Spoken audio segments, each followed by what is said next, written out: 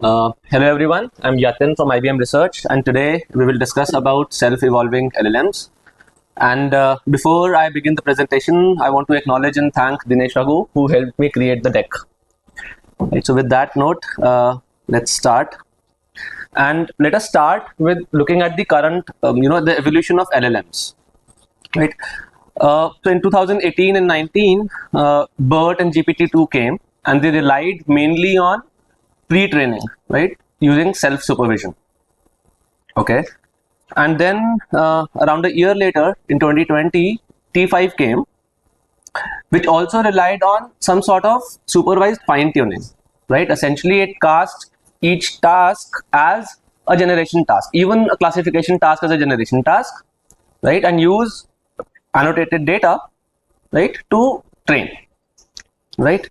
And then came human alignment around 2022 with Instruct GPT, and here the models were aligned to human preferences in addition to following the instructions, right? And if you look at any model that is there right now, state-of-the-art model, it has to go through all of these three stages of evolution. We always start with pre-training on a humongous amount of data, right, using self-supervision, and then we have a huge amount of instruction following data set, which is similar to supervised fine tuning or instruction tuning. And after that, we take responses from these models and ask human annotators to choose the better one, right? And this is done, and we use human preference to further align these models to human preferences, right? And one thing which is common in all of these three is that all of these three steps are data hungry, right? I mean, Llama 3, I think, has looked at 15 trillion tokens, right? So where do we go from here? What is the next step, right? Do we need to depend on this much of data, or can we do something different, right? And to answer that question, let's go to a recent past and look at AlphaGo. So how many of you know about AlphaGo, which made DeepMind quite popular, right? So do you guys know what was the success of AlphaGo? What is it that because of which it became very successful and powerful? Okay, so training of AlphaGo had two stages, right? First one was imitation learning. Here, the model is shown a lot of human plays, right? And it is trained to mimic the human choices, right? It will be shown the current state of the game, right? And we will train it to predict the human move. So that acts as an annotated data, right? So this is similar to pre-training or SFT or RLHF. Okay. But this was not sufficient, and the thing that actually made the difference was learning via self-play, right? So once the model was at a good enough point after imitation learning, two copies of the model would play against each other, right? So first we need to generate new trajectories by playing against itself. This is the first thing that happens. Then while doing so, it also needs to identify what is a good move. In order to take a move, it needs to identify what is a good move, right? And once game comes to a termination, we will get a signal from the environment. We will know which agent won the game, right? And then we can use RL to train the model using that signal, right? So this is what made the difference, and this is what we are calling self-evolution. The major difference here is that the model is not relying on data to train, right? Now, in the context of language models, how would it look like, right? So it essentially means that we need to the first step is going to be experience acquisition.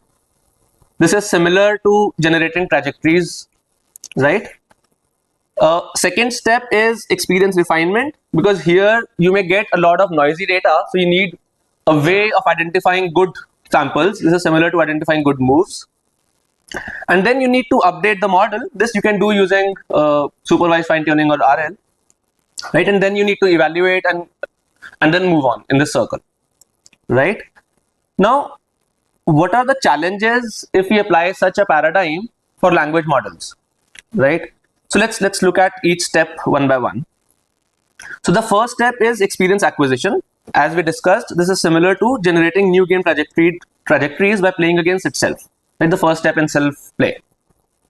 Now the question is, how would you construct synthetic data for LLM training? You need to generate both input and output, right? So this is first challenge in the first step.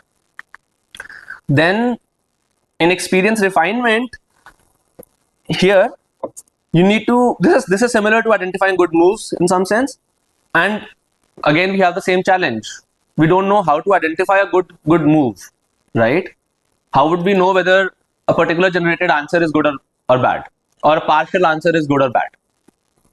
And finally, the third step is updating.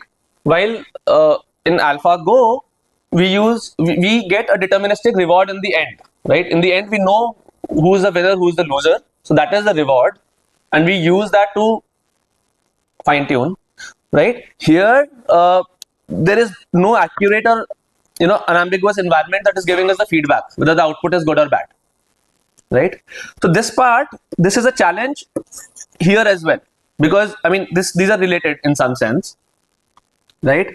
And here then the next part, which is slightly easier, is once we have the data, depending on the kind of data, we will pick whether we use RL or supervised fine tuning to train the model, right? So for example, we could generate the synthetic data in the form of preferences, that a model generates two responses, and somehow we figure out which one is better, and we use that signal to train via DPO or PPO, right? Or alternatively, for a given input, we could identify a good response and use that in supervised fine tuning setup. In the talk today, we will look at some of the methods which apply this paradigm of self-evolution to improve upon a base language model, right? Okay, so let's begin with the first paper star. It is called self-taught reasoner, and here what we do is that we begin with a pre-trained model, right, which is GPT-J in their experiments, and we apply self-evolution or self-play to get a self-taught GPT-J, right? So let's see what it does. So the basic idea here is that is a premise that chain of thought is better than normal prompting, right? So what they do is that given a data set, so they rely on a data set here. So this is a shortcoming, that they are relying on an annotated data set. So it's not pure self-evolution in the sense that it is dependent on some data, right? But it is using that data to further improve itself, right, by incorporating chain of thought. I mean, if one way could be to use this data and simply do an SFT, and you will get a model M1, right? But the way, how is this work different from this perspective, is that it uses this data D to first construct a chain of thought kind of data, right? So it transforms that into D prime, which would look like for each xi we would have some reasoning Ri along with the output Yi, and the premise is that if you train using this data D prime, then you will get a better model M2. The hypothesis is, the premise is that M2 will be much better than M1, right? Okay. So what are we given? We start with a pre-trained LLM.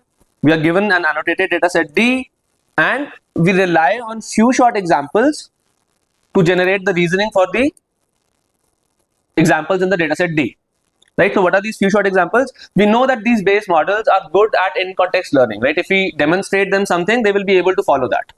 How will you use this? What is the most intuitive way to use it? How will you generate reasoning for a given x1, y1 that belongs to D? What will you do? Right? So you have the model M, right?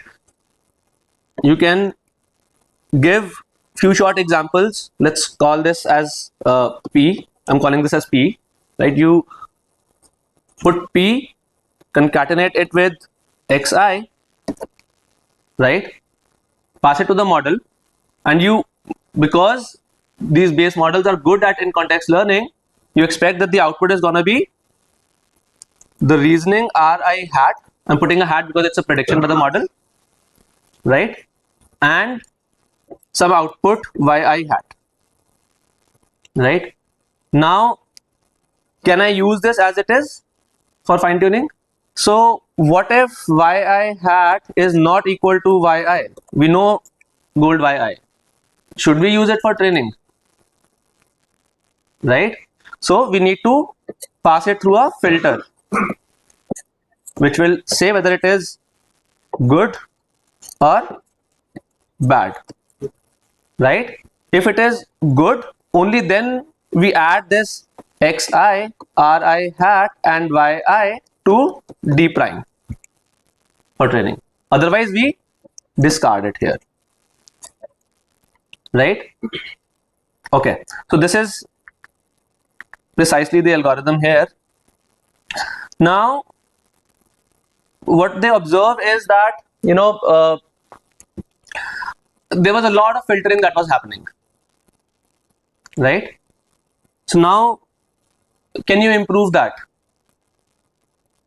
Right, so let me draw it here. What we were doing, we give the prompt P along with xi, we get ri hat and yi hat, we pass it to a filter which takes yi also, and if it is good, we add xi, ri hat and yi to d prime. Otherwise, if it is bad, we reject it. The issue here is that there are a lot of rejections. Can you think of an improvement on top of it? Right now, we are exploiting yi only for filtering.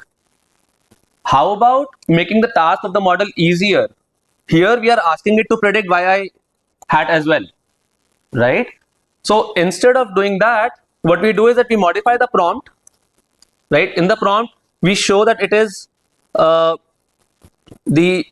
whatever the prompt had, right? We modify the prompt in the sense that we ask the model to generate the reasoning for the given output, why this should be the right answer, right? So what we do is that we give yi as input to the model here and change the instruction a little bit. I'm calling it, let's say, p prime. Change the prompt a little bit and ask it to generate only ri hat, right? Okay, so this is essentially the modified algorithm, which is called rationalization, right? Now notice that there is still value in what we were doing earlier, right? Because that was the core thought of the model. I mean, it was able to solve it on itself, right? So we combine the two things. As a first step, we do generate both ri hat and yi hat, right? And we add hint only when this yi hat is rejected, right? If yi hat is rejected, only then we add the hint in the input prompt and ask the model to generate both the reasoning and the output, right? So notice that we are not asking, when we are adding the hint, we are not asking the model to generate only the reasoning, we are also asking it to generate the output, so that we have one more step of filtering as well, right? So here also the model is giving, even with the hint, the model is also generating yi hat, and we add it to the data set only if this is equal to the given output. yi hat rat is equal to yi, only then we add. Yeah, so this is one of the tasks that they experiment with, which is arithmetic data set, right? Here the task is to add two numbers, 623 plus 259, and they provide some chain of thought here. So this chain of thought is similar to the way we do it, right? We first add 4 plus 9, we get 13, right? This is 3 and the carryover is 1. Then we, in this step, we add 2 and 5 here, and then the carry 1, we get 8, right? There is no carry. Then we add 6 and 2 to get 8. So our answer is 883. This entire thing is essentially similar to chain of thought reasoning, right? And now this is the performance that they get. So on the left hand side, this is using the algorithm where we are not using rationalization, where we are not using the output to generate the reasoning, right? We are using it only to filter the data set, right? On the right hand side, we have the algorithm where we are using the rationalization from the very beginning, right? What are these different color lines? So one is single digit addition, 2 is 2-digit addition, 3-digit addition, and so on and so forth, right? We clearly see that in the left, a lot of data will get filtered, only easy data will get, right? And therefore it will first learn single digit arithmetic. Once it has learned single digit arithmetic, then we will start getting more data for 2 digits, right? And then therefore the learning is going to be a little slow. Whereas on the right hand side, we see that learning is a little fast even for the complex 5-digit additions. Okay, so this is the first work, and we already noticed that there is a drawback here, which is that it still relies on annotated data to evolve. It is still doing some self-evolution because it is relying, the basic premise is that CO2 is better, and it is generating chain of thoughts and using the chain of thoughts to improve itself via fine tuning, right? But still it needs X and Y. It is generating only reasoning R, right? Now, can we get rid of that in some sense, right? And that is where self-instruct paper comes into play. And this was a phenomenal work. Alpaca model was trained using this. And here the idea is that we will start with a base model, GPT-3, let's say, right? And we will go through the process of self-evolution and come up with a self-instruct GPT-3 model. Okay. And okay, so what we are given here is we are given a base model and 175 seed tasks. So right, they are given. So what are these seed tasks? The hypothesis is that using some instructions, model will be able to generate new and novel instructions which can be used to fine tune the model. Okay, so each task has an instruction and a corresponding example that follows that instruction, right? And our objective is to use the base model, which we know is good at in context learning, to synthesize instruction fine-tuning data set. And to do so, we use the seed instructions to create more instructions, right? And then we use the seed instructions and the example pairs to create more examples for the new instructions that we have created. So it's essentially a two-step process. We are first creating new instructions, then we are creating using new questions or new examples that follow those instructions, right? And then in the end, we use the synthesized data to fine-tune the base model. Okay, so yeah, so this is where we start. We are given 175 seed task, right? What is a task? A task is one instruction and one instance that follows that instruction. We create a task pool which is initialized with these 175 tasks, right? So this is the first step. Notice the LLM wears the hat of creating novel instructions, right? LLM will wear multiple hats in the entire process, right? In the step 1, we use in ICT, give an instruction and ask the model to generate multiple instructions, right?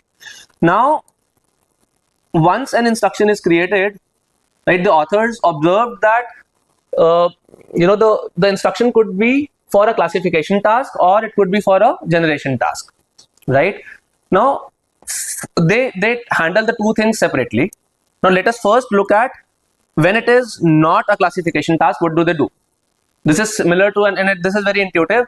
What they will do is that they will prompt the model, right? What will the prompt contain? The prompt will contain instruction from the pool and some input, some output, instruction and input and output, right?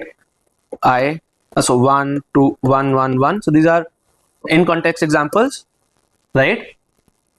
And then you will give an instruction I and ask the model to generate both input and output, right? And there is some instruction, general instruction here as well, that generate the input and output corresponding to the instruction given. So this will be some meta instruction. So this is the meta instruction, and then few short examples, right, with the input instruction, and the model will generate both the input and the output, right? So this is a standard way in which you will use the model. Now they twist it a little when it is a classification task, right? So the issue here was that when it was a classification task, right, the model was generating only one of the classes. There was no diversity in the classes that were being generated. For example, if the task is sentiment classification, then the model will often generate only positive sentiment reviews. It will not generate negative sentiment reviews, right? So they do a very clever thing. They change the prompt a little. What they say is that they change the meta instruction, right? In the meta instruction, they say that, okay, I will provide you with some instruction in1. Then I will tell you this instruction is, we know that it is a classification task instruction. It says that now I will give you a label 1, which is, let's say, positive, right? Then you have to generate an input with that follows this positive, that belongs to this class positive. So it will generate a positive review, right? Then we will give label 2, which is, let's say, negative, and then it will generate an input, a review, which is a negative review, right? So what we are doing is that we are changing our meta prompt and the in-context learning examples. In the in-context learning example itself, right, we are changing the instruction a little. We are first providing the label and asking the model to generate the input which adheres to that label, right? And in the end, we will have the input instruction. This is the instruction. This is same as the instruction in, right? And after this, the model has to generate, right? And the model will now generate label 1 and the corresponding input that adheres to label 1, right? Why will it do so? Because it has seen in the in context that this is how the data looks like, right? We force it to generate input examples belonging to each of the classes. Okay, so this is the data generation part, and after that, of course, when you are generating this data, filtering becomes very important. You can't use all of that to train, right? So for example, there will be a lot of duplicacy, right? So they essentially do some deduplication based on some heuristics, and then add those to the task pool and then repeat. And so to give you some sense of the amount of data they were able to generate, starting with only 175 seed instructions, they were able to generate roughly 52,000 instructions, right? And with each instructions, there were multiple examples, so there were roughly 82,000 number of instruction input output pairs that they were able to generate, right? And interestingly, if you look at the base vanilla GPT model performance, the aggregate performance on SuperNI data set, which comprises of 119 tasks and 100 instances in each of the tasks, was roughly 6.8 in terms of Rouge L, right? And they were able to achieve 39.9 with their method of self-instruct. And an instruction tuned GPT was not too far from here. It was 40.8. I mean, I think this is marvelous. They are able to forego almost all of the instruction tuning data set, right? They don't have any dependence now on instruction tuning data set and still achieve performance which is very close to the method which uses that instruction tuning data set, right? Okay, so now what is the drawback here, right? Earlier we saw that the drawback was it relied on some data, x comma y pairs, and using self-evolution it generated only the reason in star, right? In self-instruct, we see that it relies only on 175 seed instructions, and the language model wears multiple hats and generates the data instruction data set and use that to train and get an instruction fine-tuned model. Now, one drawback here is that the model still may not be aligned to the human preferences. Recall that we have 3 stages, right? Pre-training, instruction following, and then human alignment, right? And this is precisely the drawback which the next paper is going to overcome, which is self-align. Okay, so here again we will start with base llama model, and then through the process of self-evolution we will arrive at a self-aligned llama, right? And here what are we given? We are given a base model, we are given 175 seed tasks. They take it from self-instruct paper only. Now the data sets that were there, the seed instructions that were used in self-instruct, there I think there was no need of human alignment, because the data was actually harmless, right? It did not ask questions which the language model should refrain from answering, right? So they need to enhance this, and they do so using 20 topic guided red teaming instructions. So basically you can think of it as enhancement to this 175 seed tasks, right? So they in all they have 195 seed tasks now, right? They will use these 20 topics to generate data that could be potentially harmful, right? And which language model should refrain from answering, right? And now they also need to mimic human alignment, right? We need to get rid of human alignment. We don't have any human annotated data, so they replace that with a set of principles or rules that the model should follow. And the hope is that if you are using the model with in-context learning examples, and the examples in the in-context are following these principles along with explicitly stating these principles, automatically the data that you are generating will also follow these instructions, right? So these instructions are essentially mimicking human alignment. We are now not aligning to human preferences, but we are aligning to human principles, so to say, right? Okay, so our objective is to get a model that is aligned to the 16 principles that mimic human preferences, right? And there are primarily 3 steps in the entire process. First one is an enhancement of self-instruct. They call it topic guided red teaming self-instruct, which will generate data which could be potentially harmful, right?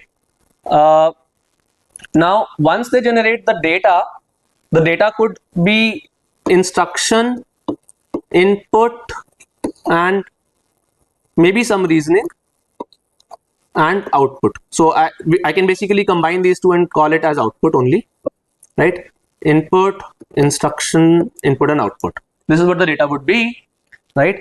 Now they somehow what they do is they get rid of this output that is generated in the first step. They use the input instruction and the input, right? And use some in-context learning examples. These in-context learning examples will follow 16 principles, right? Along with a prompt which enumerates all the 16 instructions, and ask the model to generate a response, which is good, right? So that they are calling principle driven self-alignment, right? And then principle engraving is a fancy term for SFT, using the data that you generate. To do so, we have some 5 in-context learning examples. These are written by experts, okay? These are the 16 instructions and the rules. These are also written by the experts. We get a question. This is a potential question from which model should refrain from answering this question. This we get after running self-instruction using those 175 plus 20 seed tasks, right? Now we ask the base language model, what is the prompt given to the base language model? It consists of this instruction, expert instruction rules, these in context examples, and we initiate its response with some internal thought. right? So this is kind of a chain of thought, and we are already initiating. There's a static chain of thought that we are using, and this static chain of thought is saying that you have to, this is kind of paraphrasing the rules and saying that you have to adhere to these rules and so on and so forth. And after this, it generates the output. And so for example, the question here is, who is the president of US in 2025? It generates an internal thought which says that I am a helpful, ethical, and reliable assistant. The question asks 2025, but my internal knowledge ends in year of 2021. I should follow rule 3, 5, 12, right? And then the output essentially refrains from answering and says that my knowledge only goes up to September 2021, and therefore I cannot answer. Now, if you train using this question, this input and this output, the model that you get will be kind of an aligned model, because the outputs are actually already aligned to the rules in some sense, right? Okay, so so till now what we have covered is that we have looked at 3 methods that are using self-evolution to improve on a base model.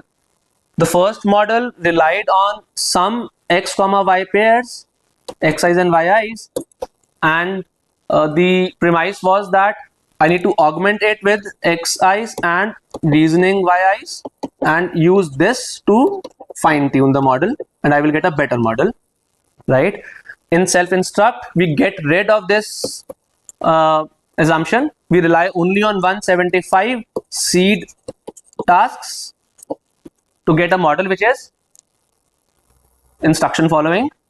And in self-align, in addition to these 175 seed tasks, we add 20 more seed tasks so that we get data which could be potentially harmful, and then we use some expert data in the form of in-context examples and some Rule 16 principles to generate answers which would be potentially harmless and could be used for training the model, right? So now let's zoom out a little from here and look at the overall process of self-evolution, right?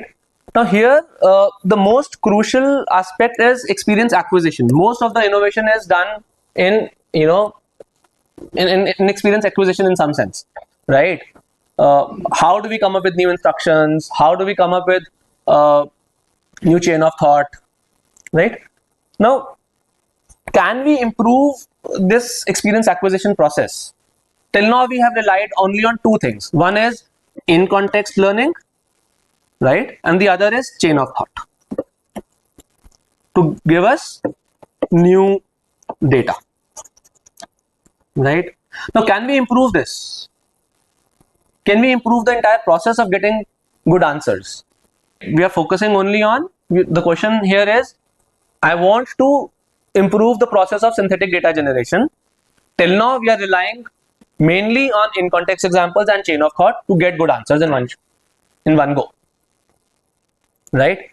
Can I improve this process, which will mimic some self-evolution in some sense,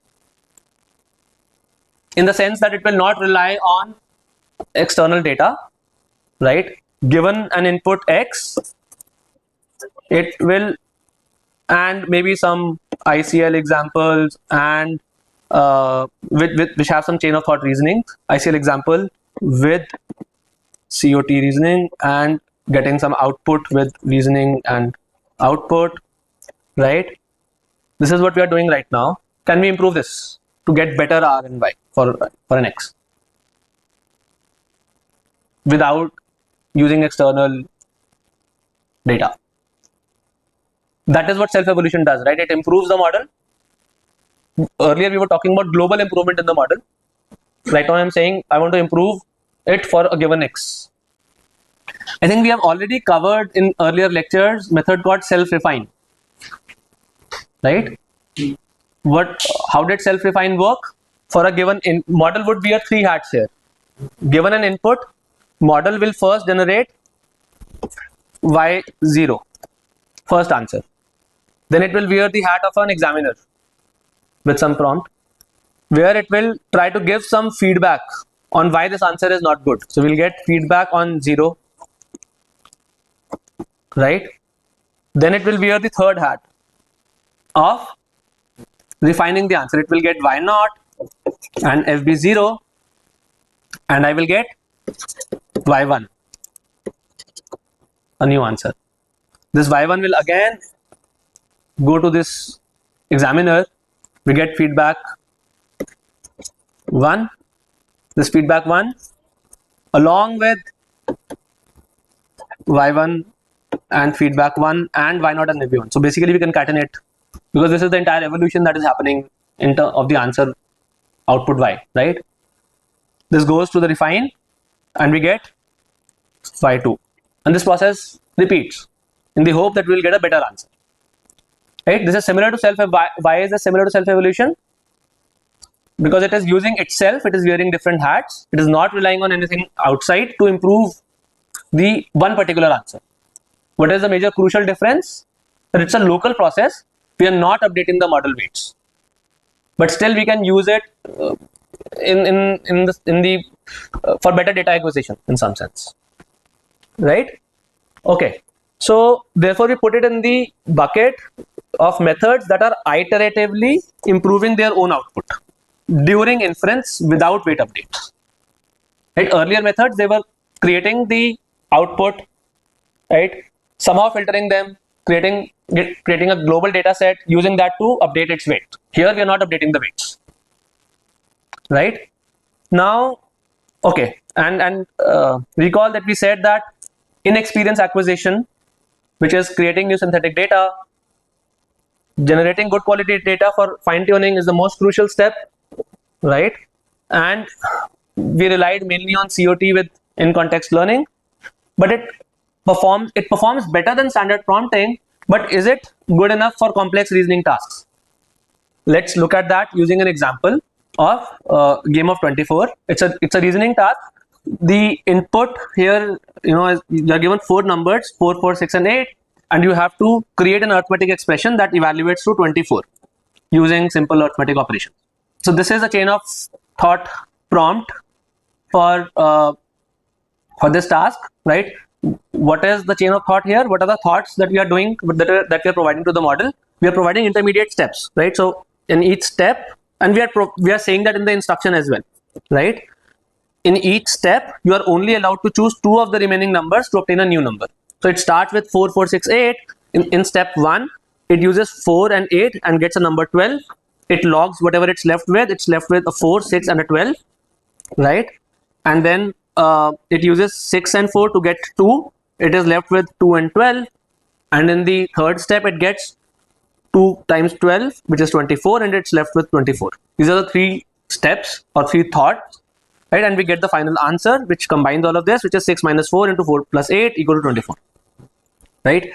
So this is one in context example. We have more examples here, and then we provide an input 4, 9, 10, 13, right? And when I passed it through GPT yesterday, I got this response, right? So this was using only one chain of thought, right? And it faltered here.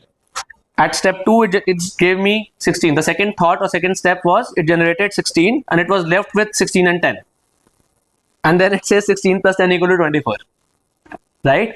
So this is an issue with chain of thought, and the authors experiment with this and they get a performance of only 4% using chain of thought, and surprisingly using simple input output prompt where you don't have any chain of thought reasoning, the performance was better, 7.3, right?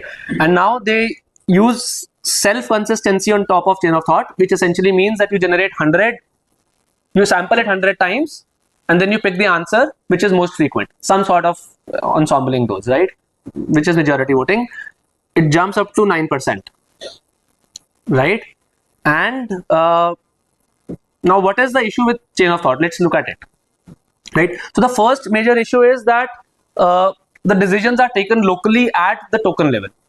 Chain of thought is generating only one token at a time. It is not generating one thought at a time, right? I mean, once you generate certain tokens, you will get a thought, but there is no separation between thoughts and tokens, right? That is ambiguous, right? And then the other drawback is that there is no backtracking. Even if you identify that you have gone wrong here, you should start from this first step, right? There's no way of going back and starting from there, right? So can we improve these two limitations of chain of thought. Namely, the decision is token level. There is no global exploration. There is no global picture about. There is no planning that is happening, and then there is no backtracking. We have a linear one by one thought generation. We cannot go back to the previous thought, even if we had the segregation of the output into thoughts, right? And in classical AI, right, we know that solving complex reasoning tasks may require some sort of planning, some sort of backtracking and look ahead.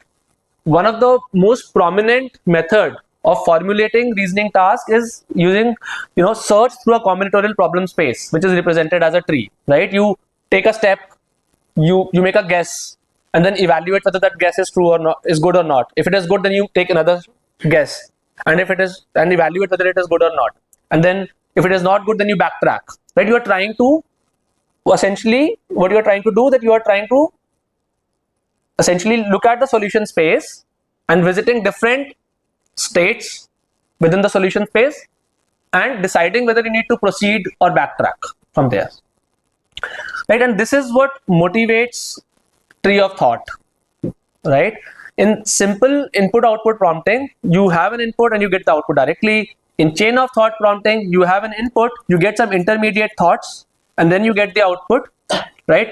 In methods like self-consistency with chain of thought, you have independent chain of thoughts and get outputs separately, and then you select one output based on majority voting or something, right?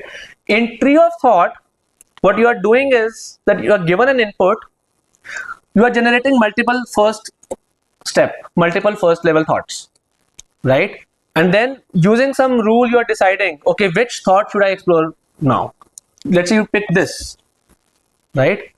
Then you generate multiple thoughts for this again, right? So this is how you traverse through the entire space in the form of a tree, solution space in the form of a tree, and to come up with an output, right? So the first step in tree of thought is to decompose the output into individual thoughts, right?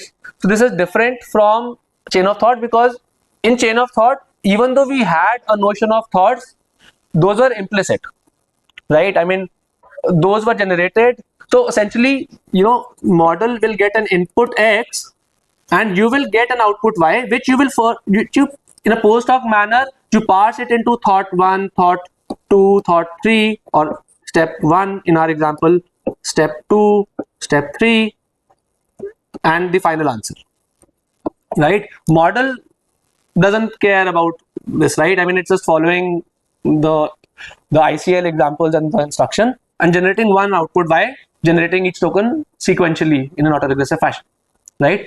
Here we are changing that while solving the problem. We are saying that we need a handle on thoughts, right?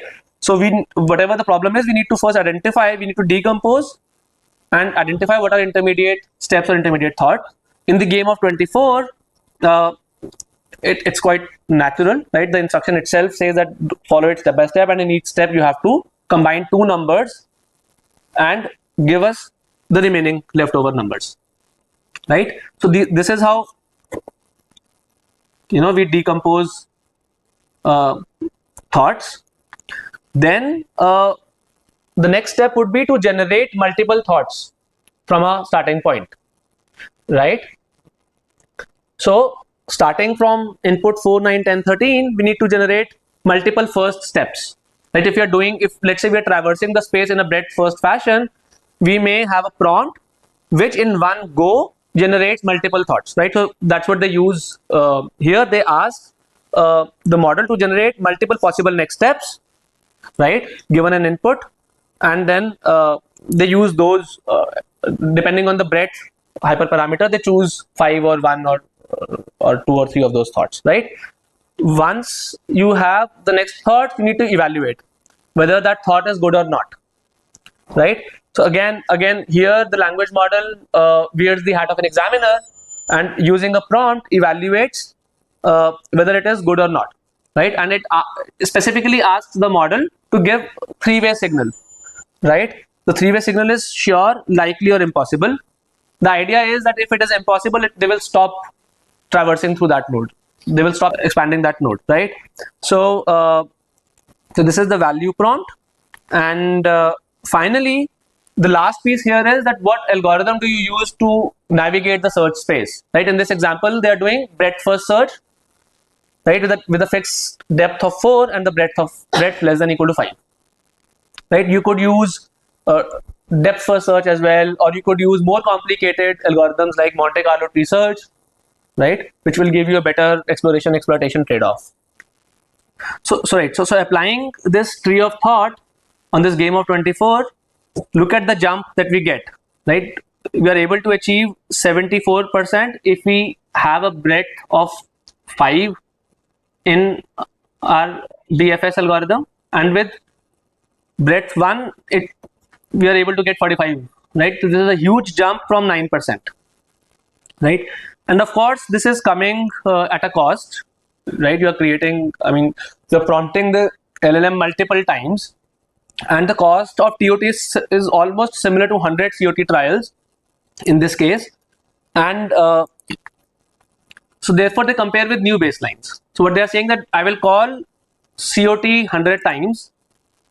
Instead of doing majority voting, I will say it is good if any one of them is good. I will use the oracle to figure out if any one of the 100 is good or not. So it's best of 100 essentially. Now COT best of 100 computation will be similar to TOT, and even this COT best of 100, which is using an oracle, gets only 49% top 100 performance, right? So clearly there is a benefit in doing TOT. We understand that it is coming due to from high computational cost, but that should not be an issue. And they show that it can be applied on other data sets as well. So game of 24 is something that they created, and they experimented with that. And with standard GSM 8K, which involves mathematical reasoning, they see that there is some improvement on using TOT and using other methods on other data sets as well, right? So in the game of 24, the search algorithm was DFS, right? We can change that. We can use complicated search algorithms as well, right? And this is what this paper does. It uses MCTS, and it achieves performance similar to GPT-4 using only Llama 3 8 billion. Now recall that here we are not updating the model weights. This is only an inference time improvement, right? They're combining two things here. They're combining tree of thought along with self-refine, combining both of them, right? In tree of thought, they are experimenting with Monte Carlo tree search as the search method, right? And they get performance which is similar to GPT-4.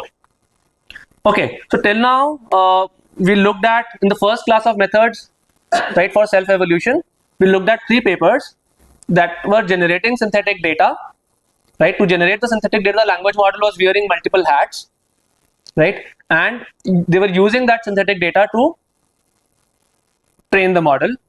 However, in most of these papers, the language model was used in a naive way.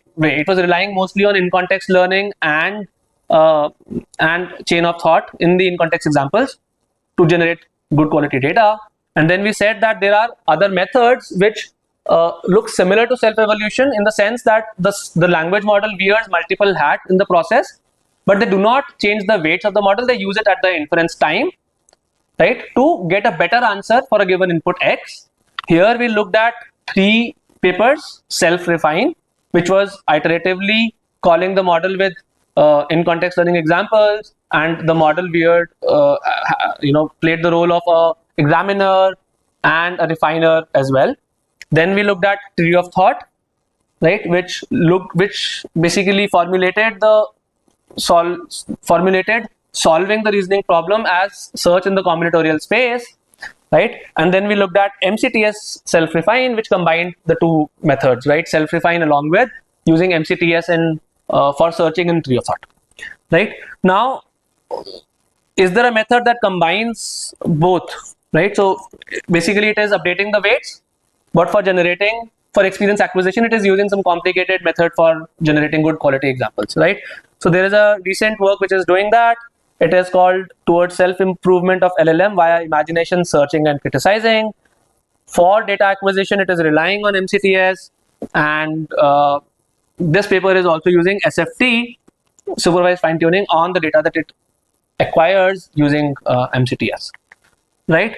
So yeah, this is the summary. In the end, we first looked at methods which update the model weights, right? They do not rely on any external information or knowledge. They rely on itself to generate some synthetic data and update the model weights. Then we looked at certain methods which again also do not rely on external data, but they do not update the model weights. For a given prompt, for a given input, they try to critique themselves and generate better and better responses. And then we very briefly looked at a paper which combines the two things as well, right? For better experience acquisition, it uses one of these complex methods to generate data, and then uses SFT to train using that data and update the model weights. Right. So that's it. Thank you.